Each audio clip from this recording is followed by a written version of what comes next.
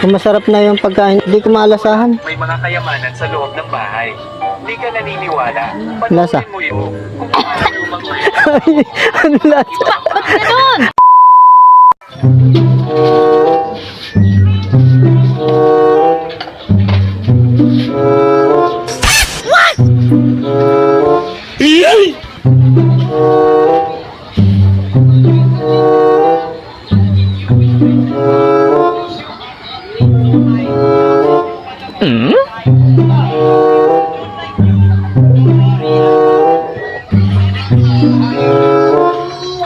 Dalang.